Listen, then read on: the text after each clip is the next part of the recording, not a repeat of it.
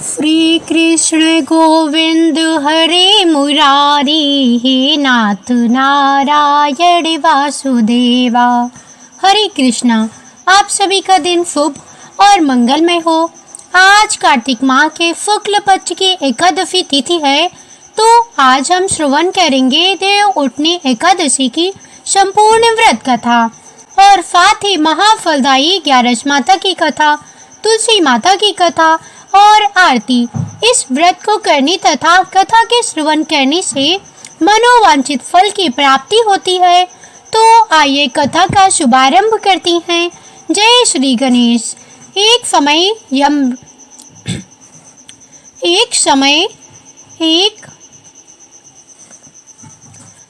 समय महाराज युधिष्ठिर ने भगवान श्री कृष्ण से पूछा, हे जनार्दन, हे समस्त जीव आत्मा के रक्षक, कृपया आप मुझे कार्तिक मास के शुक्ल पक्ष में आने वाली एकादशी के विषय में बताइए। उसका महात्म्य क्या है, इस एकादशी का क्या नाम है तथा इसमें किस देवता का पूजन किया जाता है और इस एकादशी का व्रत करने से किस फल की प्राप्ति होती है। कृपया करके यह सब विस्तार से कहिए। यह सुनकर भगवान श्री कृष्ण बोले, हे राजन, कार्तिक मास के शुक्ल पक्ष की एकादशी को देव उठनी एकादशी कहा जाता है। इसे प्रबोधिनी या देव उत्थान एकादशी के नाम से भी जाना जाता है।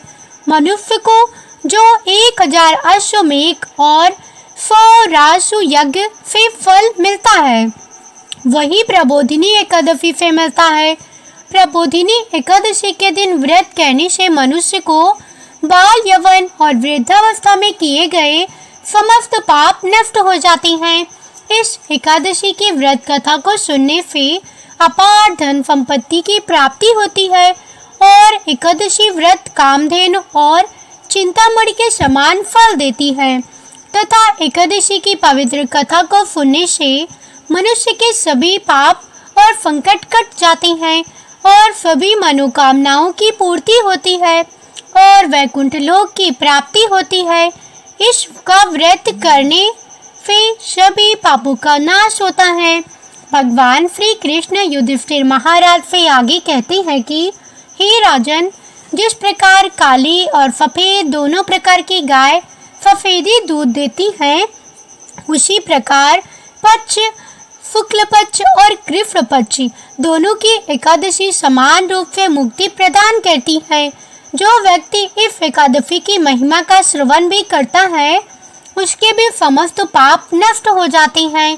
प्रिय भक्तों, भगवान श्री कृष्ण एकादशी का महात्म बताने के बाद युधिष्ठिर महाराज से बोले कि हे राजन, अब मैं तुम्हें पापों का नाश करने वाली तथा पुण्य और मुक्ति प्रदान करने वाली प्रबोधिनी एकादशी की कथा सुनाता हूँ।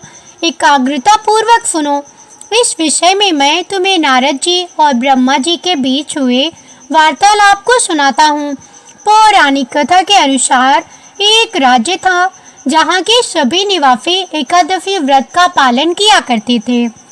पालन इतना शक्तिशाली होता था कि एकादशी के दिन क्या मनुष्य और क्या पशु पक्षी किसी को भी भोजन नहीं दिया जाता था। एक बार एक बाहरी राजा के राज्य में नौकरी पाने की इच्छा से एक व्यक्ति पहुंचा। तब राजा ने नौकरी देने का वचन तो दे दिया, लेकिन एक शर्त के साथ यह थी कि महीने में जो एकादशी आती है, उन दोनों दिन उसे भोजन नहीं मिलेगा। नौकरी के चलते व्यक्ति ने राजा की बात तो मान ली, लेकिन जब अगले महीने एकादशी आई तो राजा के कहे अनुसार उस व्यक्ति को अन्न नहीं मिला। हालांकि उसे राजा की ओर से फलाहार की सामग्री प्रदान की गई थी, लेकिन उस व्यक्ति से भूख बर्दाश्त नहीं हुई और वह राजा से अन्न की मांग करने लगा। वह राजा के सामने अन्न के लिए गिड़गिड़ाने लगा। राजा ने उस व्यक्ति को नौकरी की शर्त याद दिलाते हुए अन्न देने से मना कर दिया, लेकिन भूख से बेबस वह मनुष्य अन्न की मांग करता रहा, जिसके बाद राजा ने उसे अन्न देने का आदेश जारी कर दिया। राजा के आदेश पर उस व्यक्ति को कच्ची भोजन सामग्री दी गई। अब भोजन सामग्री पाकर वह मनुष्य खुश हो गया और नदी के किनारे पहुंच गया। नदी के तट पर पहुंचते ही उसने स्नान किया और भोजन पकाने की तैयारी में जुट गया।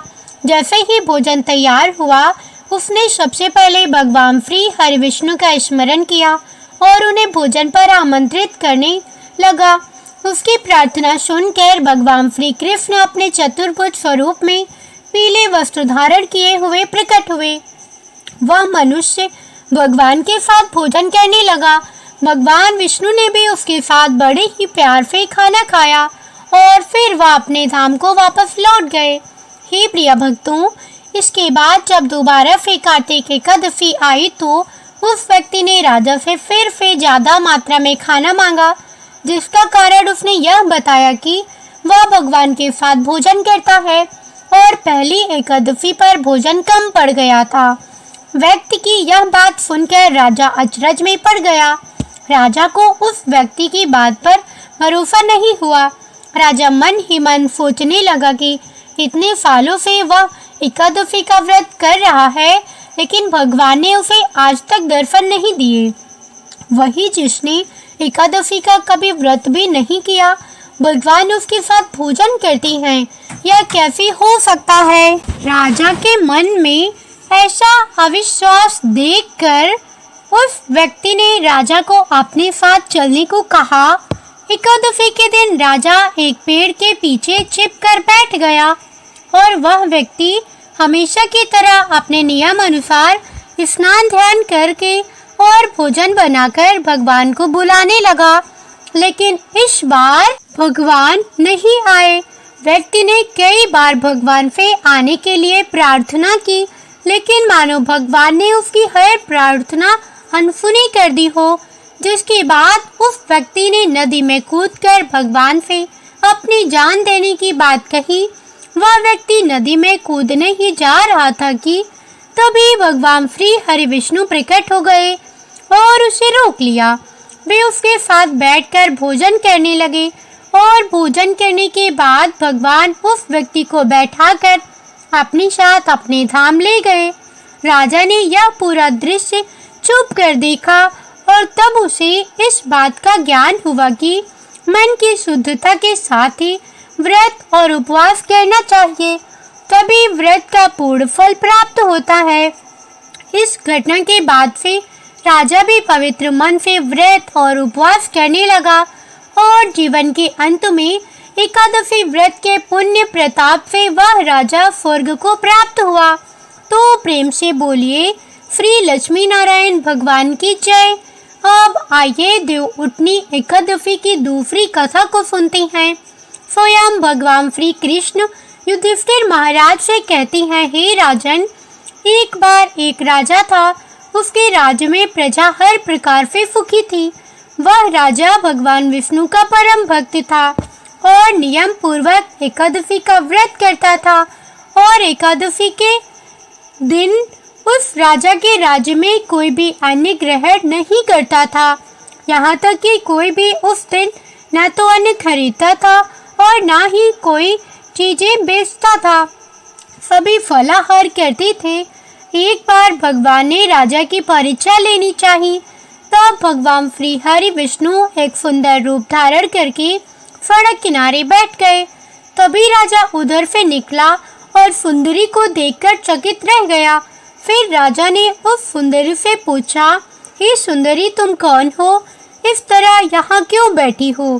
तब सुंदर स्त्री बने भगवान श्री हरि विष्णु बोले, हे राजन, मैं बेसहारा हूँ। इस नगर में मेरा कोई भी जानने वाला नहीं है। मैं किसकी सहायता मांगूं? हे प्रिय भक्तों, राजा तो उसके रूप पर मोहित हो गया था और उसे कहने लगा कि तुम मेरे साथ मेरे महल में चलकर मेरी रानी बनकर रहो। सुंदरी बोली, मैं आपकी हर बात मानूंगी, लेकिन आपको राज्य का अधिकार मुझे सौंपना होगा। उसके राज्य पर पूरा अधिकार केवल मेरा ही होगा और हे राजन, मैं जो भी बनाऊंगी वही आपको खाना पड़ेगा। राजा तो उसके रूप पर पहले से ही मोहित हो गया था, इसलिए उसने उसकी सभी शर्तें स्वीकार कर ली। अगले दिन एकादशी का पवित्र दिन आया। अब तो रानी ने सभी को आदेश दे दिया कि बाजार में अन्य दिनों की तरह अन्न बेचा जाए। उसने घर में मांस, मछली आदि पकवाई तथा परोसकर राजा को खाने के लिए कहा। यह देखकर राजा बोला कि हे रानी, आज तो एकादशी है, मैं तो केवल फलाहार ही करूँगा।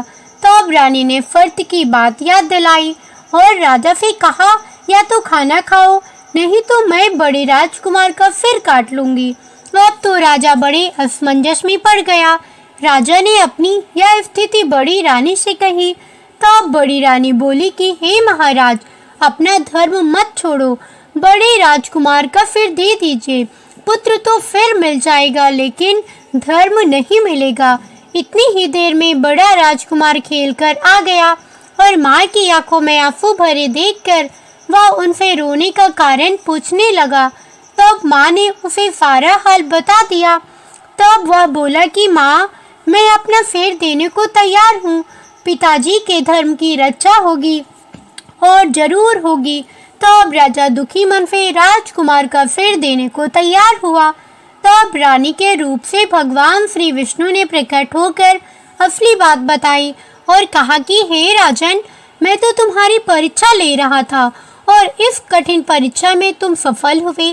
तब भगवान ने प्रसन्न मन से राजा से वर मांगने को कहा। राजा बोला, हे प्रभु, आपका दिया हुआ सब कुछ है, आप कृपया हमारा कल्याण कीजिए, उद्धार कीजिए। ठीक उसी समय एक दिव्य विमान वहां उतरा। राजा ने अपना राज्य पुत्र को सौंप दिया और वह विमान में बैठकर परम धाम को चला गया। जय श्री हरि विष्णु, विष्णु भगवान की जय। सभी प्रेम से बोलिए लक्ष्मी नारायण भगवान की जय।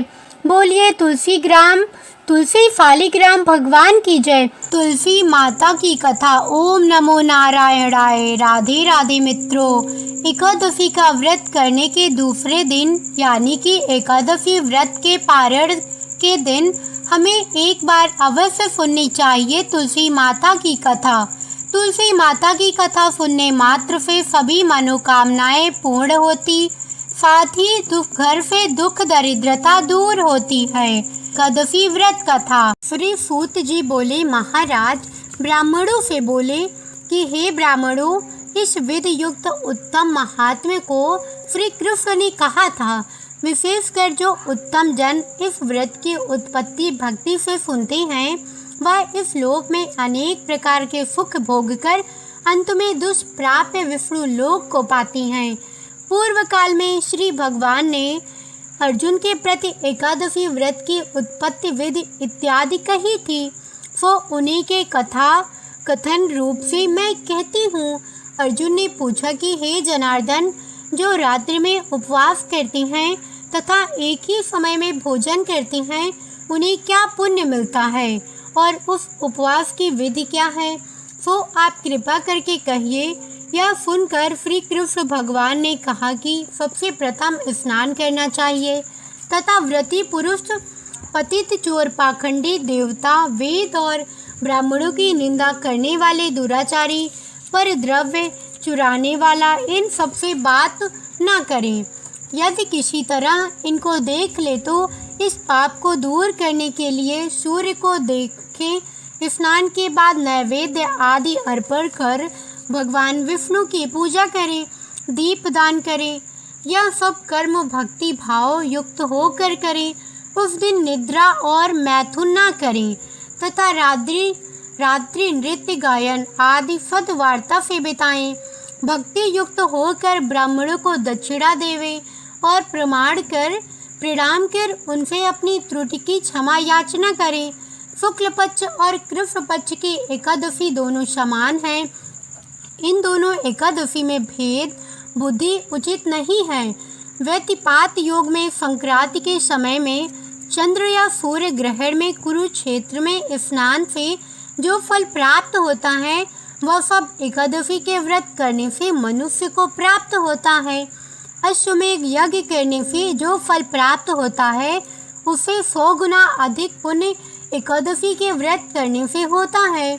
जिस मनुष्य के घर में एक सहस्त्र तपस्वी 60,000 वर्ष भोजन करे, उसे जो पुण्य प्राप्त होता है, सो एकादशी व्रत से भी होता है। वेद वेदांग पूर्ण ब्राह्मण को 1000 गौदान करने से जो पुण्य होता है उससे 10 गुना अधिक पुण्य एकादशी के उपवास से होता है। 10 उत्तम ब्राह्मणों को भोजन कराने से जो पुण्य होता है उससे 10 गुना आदि पुण्य एकादशी के उपवास से होता है, और इससे भी 1000 गुना अधिक कन्या और भूमि दान करने से पुण्य होता है। इससे 10 गुना अधिक विद्या दान से पुण्य होता है। विद्या दान से 10 गुना अधिक पुण्य भूखे को अन्न देने से होता है। अन्न दान के बराबर और तुलसी पुण्य नहीं है। इससे स्वर्गीय पितर तृप्त होते हैं। इससे पुण्य का प्रभाव देवताओं को भी जानना दुर्लभ है, इसलिए अवश्य ही एकादशी व्रत करना चाहिए। एकादशी के दिन नफा नहीं करना चाहिए और अन्न नहीं खाना चाहिए। अर्जुन ने पूछा, हे देव, आप इस तीर्थ को सब तीर्थों से श्रेष्ठ तथा पवित्र कहते हैं, इसका क्या कारण है? भगवान ने कहा कि पहले सतयुग में मूर नामक एक महाभयंकर दैत्य था, जिसके भय से सभी देवता भयभीत थे। उसने इंद्र आदि देवताओं को जीतकर उन्हें उनके स्थान से भ्रष्ट कर दिया था। तब इंद्र आदि देवताओं ने महादेव जी से कहा कि हे देवों के देव, हम लोग इस समय मूर दैत्य के अत्याचार से पीड़ित होकर मृत्यु लोक में अपना काल बिता रहे हैं और देवताओं की दफा तो कहीं नहीं जाती। सो कृपा करके इस दुख को छूटने का उपाय बतलाइए। तब महादेव जी ने कहा कि हे देवों के राजा इंद्र, आप भगवान विष्णु के पास जाइए। महादेव जी के वचन को सुनकर देवराज इंद्र देवताओं को साथ लेकर क्षीर सागर में जहाँ जगतपति जनार्दन सोए थे वहाँ गए। भगवान को सोए हुए देखकर इंद्र ने हाथ जोड़कर उनकी स्तुति की कि हे देवताओं के देव, आपको नमस्कार है। दैत्यों के नाशक मधुसूदन, हे पुंडरीकाक्ष, आप हम लोगों की रक्षा करें। हे जगन्नाथ, दैत्यों से डरकर सब देवता मेरे साथ आपकी शरण में आए हैं। आप हमारे लोगों की रक्षा करें। आप इस जगत के पिता हैं। आप ही इस जगत के स्थिति करता हैं, उत्पत्ति करता और संहार करता हैं। आप देवताओं के सहायक हैं तथा उन्हें सुख देने वाले हैं। आप पृथ्वी हैं, आकाश हैं और संसार के प्राणियों के उपकारण हैं। आप ही संपूर्ण त्रैलोक की रक्षा करने वाले हैं। आप ही सूर्य, चंद्रमा, अग्नि, हव्य, मंत्र, यजमान, यज्ञ और समस्त कर्म फल भोक्ता ईश्वर भी हैं। इस संपूर्ण जगत में ऐसा कोई नहीं है जहाँ आप ना हो। हे देवों के देव, आप हम लोगों की रक्षा करें। इस समय दानवों ने दैत्यों को जीत लिया और उन्हें स्वर्ग से निकाल दिया। अब देवता लोग अपने स्थान को छोड़कर भूमि में मारे मारे फिरते हैं। आप ही उनके सब रक्षक हैं। इस प्रकार इंद्र ने वचनों को सुनकर भगवान विष्णु बोले कि वह कौन दैत्य है जिसने देवों को जीता है? वह कहाँ रहता है? उसका नाम क्या है और उसका बल क्या है? यह सब कुछ विस्तार पूर्वक कहिए।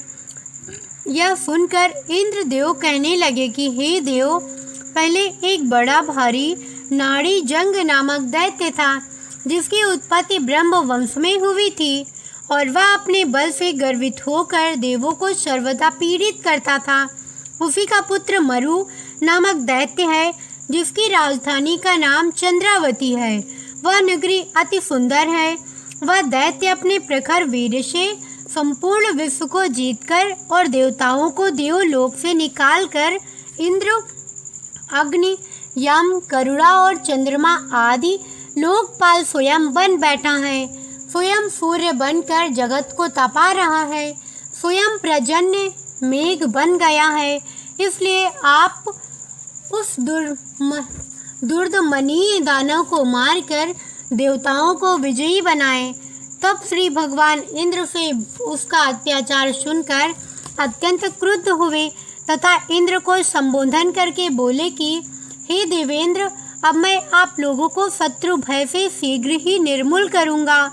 और हे बलशाली देवों, आप लोग सब मिल चंद्रावतीपुरी को जाओ। यह कह श्री भगवान भी देवताओं के पीछे ही पीछे चंद्रावती को गए। वहां जाकर देखा कि दैत्याधिप मुरु अनेक दैत्यों से परिवेष्टित होकर संग्राम भूमि में गरज रहा है। युद्ध प्रारंभ होने पर असंख्यात सहस्त्र दानव दिव्य अस्त्र शस्त्रों से सुसज्जित होकर लड़ने लगे। अंत में देवता लोग दानवों से लड़ न सके। उन्हें देखकर अनेक दैत्य अस्त्र शस्त्र से उन पर टूट पड़े। जब भगवान ने देखा कि देवता भाग गए हैं, तब शंख चक्र गदाधारी भगवान अस्त्र शस्त्रों से राक्षसों को युद्ध करने लगे। उन सर्पों समान अस्त्रों से विद्ध हो अनेक दानव इस लोक से चिरदिन के लिए प्रस्थित हुए, परंतु दैत्याधिप निश्चल भाव से युद्ध करता रहा। भगवान जिन जिन अस्त्रों का प्रयोग उस पर करे, वह सब उसके तेज से कुंठित होकर पुष्प के समान उसके अंगों में मालूम पड़ते थे। अनेक शस्त्रों के प्रयोग करने से भी जब भगवान उनको ना जीत सके, तब क्रुद्ध होकर परिघ तुल्य बाहुओं से मल्ल युद्ध करने लगे। 1000 वर्ष भगवान ने उससे युद्ध किया, परंतु वह नहीं हारा। तब भगवान शांत होकर विश्राम करने की इच्छा से बद्रिकाश्रम चले गए। वहां 48 कोस की लंबाई में विस्तृत और एक द्वार युक्त हेमवती नामक गुफा में शयन करने के लिए भगवान ने प्रवेश किया। हे धनंजय, मैं उस गुफा में सोया था तो दानव भी मेरे पीछे पीछे उस गुफा में चला आया और मुझे सोते देखकर मारने के लिए उद्यत हुआ। वह समझता था कि आज मैं दानवों के चिर शत्रु इनको मारकर इन्हें निष्कंटक बनाऊं। उसी समय मेरे शरीर से अत्यंत सुंदरी दिव्य अस्त्र लिए एक कन्या उत्पन्न होकर दानव राज के सम्मुख युद्ध के लिए उपस्थित हुए। दानवेंद्र उससे युद्ध करने लगा और युद्ध में उसकी निपुणता को देखकर सोचने लगा कि इस रुद्र स्वरूप स्त्री को किसने बनाया, जिसके पार वज्रों के समान है। पुनः उन दोनों में घमासान युद्ध आरंभ हुआ। एक मुहूर्त में ही उस कन्या ने दानव राज के अस्त्र शस्त्रों को काटकर उसे रथहीन कर दिया, तो वह दानव विरत और निशस्त्र होकर आक्रमण करने के लिए दौड़ा, परंतु भगवती ने उसे मुष्टिक मारकर जमीन पर गिरा दिया। तो पुनः वह उठकर कन्या को मारने की इच्छा से दौड़ा। उसे आते देखकर भगवती ने उसका सिर धड़ से अलग अलग करके उसे यमलोक को भेज दिया और उसके साथी भयभीत होकर पाताल को चले गए। जब भगवान उठे तो वह कन्या उनके सामने हाथ जोड़ खड़ी हुई। उस कन्या को देखकर भगवान विष्णु अति प्रसन्न हुए और बोले कि संपूर्ण देव गंधर्व नाग लोकेश सभी को जीतने वाले इस दृष्टि दानव को रण में किसने मारा है, जिसके भय से मैंने इस कंदरा में आश्रय लिया था, सो किसने कृपा कर मेरी रक्षा की है। कन्या ने उत्तर दिया कि हे प्रभु, आपको सोया देखकर वह दानव आपको मारना चाहता था कि आपके ही अंश से उत्पन्न हुई मैंने ही इस दानव का संहार करके देवताओं को निर्भय किया है। मैं सर्व शत्रु दमन कारिणी आपकी महाशक्ति हूँ। हे प्रभु, आप बतलाइए कि इसके मारने से आपको क्यों आश्चर्य हो रहा है। भगवान बोले कि हे निष्पाप, इस दानव को मारने से तुझ पर मैं अत्यंत प्रसन्न हूँ। इस समय सभी देवता अत्यंत हर्षित हो गए हैं और तीनों लोकों में इस समय आनंद छा रहा है। अतः निसंकोच होकर तुम्हारी जो इच्छा हो सो वर मांगो। स्मरण रखो कि देवताओं को दुर्लभ वर भी तुम मांगोगी तो मैं तुम्हें दूंगा। कन्या बोले कि भगवान, यदि आप मुझ पर प्रसन्न हैं और यदि वर देना चाहती हैं तो मुझे वह वर दीजिए कि इस दिन यदि कोई उपवास करे तो मैं उसके पापों से उसे तारने में समर्थ हूँ और इस उपवास से जो पुण्य होता है उसे आधा रात्रि भोजन में होवे। उसका आधा पुण्य एक संध्या भोजन करने वालों को हो। जो जितेंद्रिय मेरे दिन को भक्ति युक्त होकर उपवास करे सो विष्णु धाम को प्राप्त होवे और कोटि वर्ष तक वहाँ अनंत सुख भोग करे। यह सुनकर भगवान विष्णु बोले कि हे कल्याणकारी, जो तुम कहती हो वह अत्यंत सत्य होवे। जो हमारे और आपके भक्त हैं उनकी कीर्ति जगत में प्रसिद्ध होगी तथा वे मेरे समीप वास करेंगे। हे मेरी उत्तम शक्ति, तुम एकादशी तिथि को उत्पन्न हुई हो, इस कारण तुम्हारा नाम भी एकादशी ही होगा। एकादशी उपवास करने वाले के संपूर्ण पापों को दूर कर मैं उन्हें उत्तम गति दूंगा। विशेषकर तृतीय, अष्टमी, चतुर्दशी, एकादशी ये तिथियां मुझे अत्यंत प्रिय हैं। हे पार्थ, सब तीर्थों से, सब व्रतों से अधिक पुण्य एकादशी तिथि में है। विष्णु भगवान इतना वर देके वहां से अंतर ध्यान हो गए और एकादशी तिथि भी वर पाकर परम संतुष्ट तथा हर्षित हुई। हे अर्जुन, जो मनुष्य एकादशी का व्रत करते हैं मैं उनके शत्रुओं का नाश करके अवश्य ही उत्तम पद देता हूँ। इस प्रकार एकादशी की उत्पत्ति हुई। सब पापों को दूर करने और सब प्रकार के मनोरथ सिद्ध करने के लिए यह तिथि प्रसिद्ध है। जो एकादशी व्रत करती हैं वे उत्तम लोक को जाती हैं। वह पुरुष धन्य है जो विष्णु भक्त एकादशी का महात्म्य सर्वदा श्रवण या पठन करती हैं। उन्हें अश्वमेघ का फल प्राप्त होता है। जो विष्णु परायण मनुष्य दिन रात विष्णु की कथा सुनती हैं वह अपने कोटि पुरुष के साथ विष्णु लोक में जाकर पूजित होती हैं। जो एकादशी महात्म्य का चतुर्थार्थ भी श्रवण करता है उसके ब्रह्म अत्यधिक पाप छूट जाती हैं। विष्णु धर्म के समान दूसरा धर्म नहीं है। एकादशी व्रत के समान दूसरा व्रत नहीं है। तुलसी माता की कथा। एक कन्या थी। जब वह थोड़ी बड़ी हुई और उसको समझ आने लगी तब से ही वह तुलसी माता की पूजन करने लगी। उसके प्रतिदिन का नियम था कि तुलसी माता जी का पूजन करने के बाद ही खाना खाती थी। जब वह शादी के लायक हुई तब उसके माता पिता ने उसकी शादी करवा दी। कन्या को उसके माता पिता ने दहेज में भी एक तुलसी का गमला दिया। ससुराल में वह प्रतिदिन सवेरे उठते ही पूजा करती, फिर उसके बाद ही खाना खाने बैठती थी। उसकी 2 जेठानियाँ थी। वो दोनों उसका मजाक उड़ाती थी कि बड़ी नियम धर्म वाली बनती है। उन दोनों को उससे बहुत ईर्ष्या होती थी, इसलिए वो दोनों तुलसी जी का गमला छिपा देती। वह कन्या बड़ी मुश्किल से ढूंढ कर लाती, अच्छे से पूजा करती, फिर खाना खाती।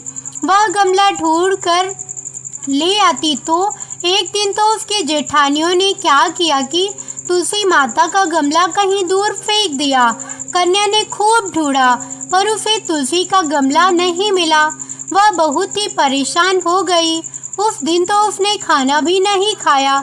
उसका नियम जो था, उस कन्या की सच्ची भक्ति देखकर तुलसी माता उससे बहुत प्रसन्न हो गई और उसके कमरे में तुलसी माता का गमला प्रकट हो गया। अगले दिन सुबह जब वह उठी तो क्या देखती है कि उसके खाट के चारों कोनों पर तुलसी माता का गमला आ गया है। यह देखकर वह तो बहुत प्रसन्न हो गई कि अब मेरी तुलसी माता को कोई चुरा नहीं सकेगा। पूजन करने के लिए भी कहीं और जाना नहीं पड़ेगा और कोई मेरी तुलसी माता को फेंक भी नहीं सकेगा। वह तो जल्दी से उठकर स्नान करती है और तुलसी माता की पूजन कर लेती है। जब वह खाना खाने बैठी तो उसकी जेठानियाँ मजाक करने लगी कि लो देवरानी का नियम धर्म पूरा हो गया। उससे पूछती है कि तुलसी जी की पूजा कर ली क्या? देवरानी धीरे से बोलती है कि हाँ कर ली। जेठानियाँ बोलती हैं कहाँ से कर ली पूजा, गमला तो फेंक दिया था। देवरानी कहती है कि देख लो मेरे कमरे में खाट पर तुलसी जी लग रही हैं। जेठानियाँ बहुत शर्मिंदा हुई और बोली कि देवरानी तेरी भक्ति सच्ची है, हमने तुझे बहुत परेशान किया, हमें माफ़ कर दे। देवरानी उन्हें माफ़ कर देती है। हम भी तुलसी माता जी से यही प्रार्थना करती हैं कि हे तुलसी माता, जैसी कृपा आपने देवरानी पर करी वैसी हम सब पर भी करना। अब सुनते हैं तुलसी माता की दूसरी कथा। एक बुढ़िया माई थी। उसको तुलसी पूजा करने का नित्य का नियम था। वह प्रतिदिन खाना खाने से पहले पूजा करती थी और उसके बाद खाना खाती थी। वह तुलसी माता से प्रतिदिन प्रार्थना करती थी कि हे तुलसी माता, खाड़ खीर का भोजन देना, पाट पीताम्बर का वेश देना, योगियों जैसी मौत देना, स्वर्ग का वास देना, राम लक्ष्मण की कांध देना, सीता जी का चाल चलावा देना। यह सुनकर तुलसी जी सूखे सूखे रह रही थी। राम लक्ष्मण उधर से निकल रहे थे तो उन्होंने पूछा तुलसी जी कि आप सूखे सूखे क्यों जा रहे हो? एक बुढ़िया, वह बुढ़िया रोज मेरी पूजा करती है और वह मुझसे खाने का लड्डू मांगती है, खेलने को भाई मांगती है, खाड़ खीर का भोजन मांगती है, पाट पीताम्बर का वेश मांगती है, आपकी कांध मांगती है, सीता जी का चाल चलावा मांगती है, स्वर्ग का वास मांगती है, योगिनियों की मौत मांगती है। तुलसी माता बोली, बाकी सब तो मैं दे दूं, पर आपकी कांध कहाँ से दूं और सीता जी का चाल चलावा कहाँ से दूं उस बुढ़िया माई को?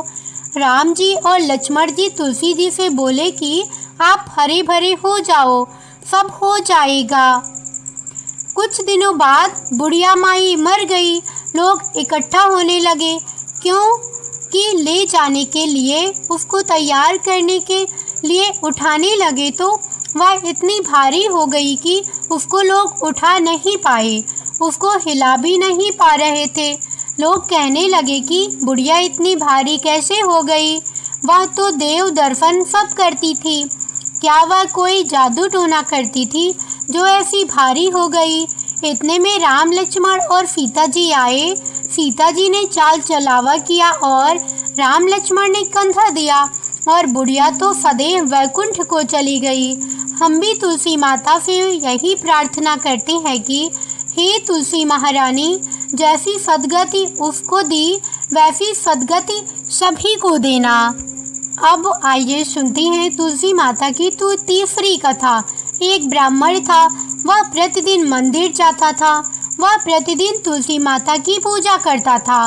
वह तुलसी माता से प्रतिदिन प्रार्थना करता था कि हे तुलसी महारानी, मेरा आनंद करना।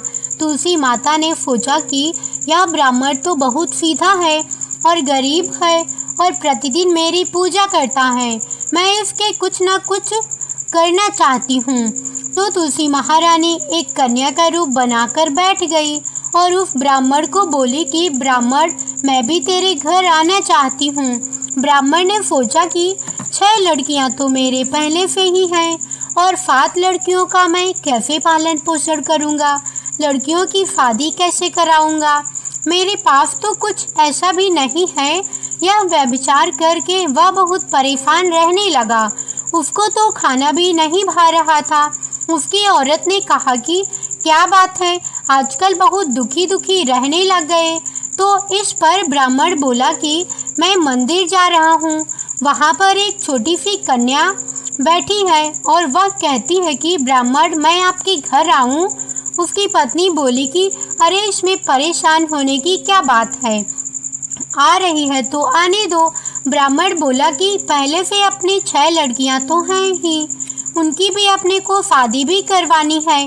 तो इस पर ब्राह्मणी बोली कि अरे, ये तो कोई बात नहीं है, अपनी 6 लड़कियों की शादी करवाएंगे, वैसे 7वीं की भी करवा देंगे, अपने 7 लड़कियों की शादी साथ में करवा देंगे। अगले दिन जब वह ब्राह्मण मंदिर गया तो उसकी उस छोटी कन्या ने पूछा, ब्राह्मण, मैं आपके घर आऊं? तो ब्राह्मण बोला कि हाँ, चल बेटा चल। उनको वह घर पर लेकर आ गया। तुलसी माता कन्या के रूप में ब्राह्मण के घर आने से ब्राह्मण के घर में बहुत आनंद हो गया। घर में लक्ष्मी की बारिश हो गई। जब ब्राह्मण 7 कन्याओं की शादी के लिए वर ढूंढने जाने लगे तो उस छोटी कन्या ने कहा कि मेरे तो शालिग्राम जी के मंदिर में जाकर शालिग्राम जी को बोलना कि बारात लेकर आए और मेरी 6 बहनों के मेरी तुम्हारी इच्छा से वर ढूंढ लेना। तुलसी महारानी की मेहरबानी से उसके तो सब जेवर कपड़ा खाना सब तैयार हो गया और अच्छी धूमधाम से उनकी शादी हो गई और उस ब्राह्मण की तुलसी माता टूटमान हुई। हम भी तुलसी माता जी से यही प्रार्थना करते हैं कि तुलसी माता जैसे ब्राह्मण के घर पर लक्ष्मी के साथ टूटमान हुई, वैसे ही हम सब पर करना और कथा सुनने वाले सुनाने वाले दोनों पर करना, और जैसा आनंद ब्राह्मण करने करा वैसा हम सबके लिए करना। यह थी संपूर्ण तुलसी माता की कथा। अब आइए सुनते हैं तुलसी माता की आरती। जय जय तुलसी माता, सब जग की सुखदाता वरदाता।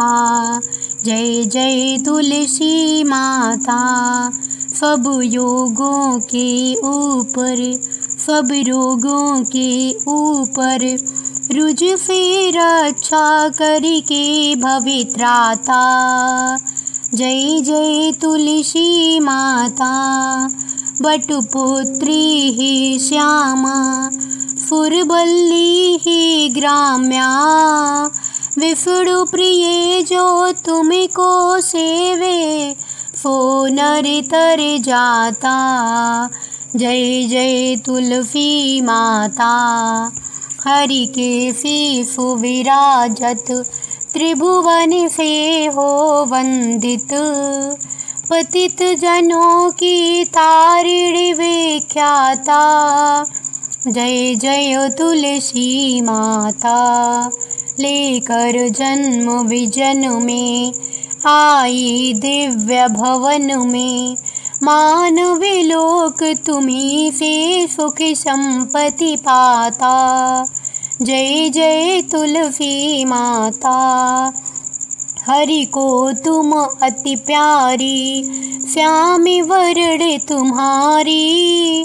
प्रेम अजब है उनका, तुम से कैसा नाता। जय जय तुलसी माता, तुलसी माता की जय, भगवान विष्णु की जय।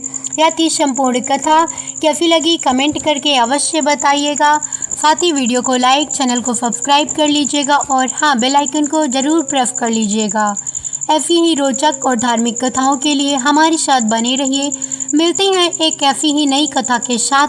तब तक के लिए जय बजरंगबली, राम राम।